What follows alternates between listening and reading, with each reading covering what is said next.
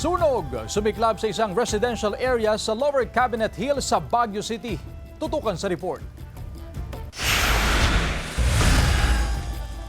Tila nagngangalit na apoy ang tumambad sa mga residente mula sa nasusunog na bahay na ito sa Lower Cabinet Hill, Baguio City gabi noong Sabado. Sa lakas ng sunog, kita pa sa ibang barangay ang paglamon ng apoy sa bahay, maging ang kapal ng usok nito. Ang insidente nagsimula bandang alas 8 ng gabi na agad itinawag sa mga otoridad. Kita rin sa video ang pagresponde ng mga bumbero sa lugar. Papasalamat din kami sa mga residente at saka sa barangay na mabilis ang aksyon at pag-inform sa ating fire station. Umabot sa unang alarma ang sunog na mabilis namang naapula, mag-aalas 9 ng gabi. Nakita natin na yung nasusunog is parang shanty sa made of light material and 36 square meters po yung ma-affected na area, more or less. Ligtas ang pamilyang nakatira sa bahay. Sinisikap ng GMA Regional TV 1 North, Central Luzon na makuhanan sila ng pahayag. Patuloy ang investigasyon ng BFP upang matukoy ang sanhi at kung magkano ang danyo sa sunog. Lagi po nating ipacheck yung mga electrical system ng kabahayan natin, no? Lalong-lalo na po kung ito'y nag-edad ng 7 to 10 years, kailangan po kung ma-check ito ng mga natin, electrical engineer, para po mas safe yung bahay natin. Sandy Salvacio,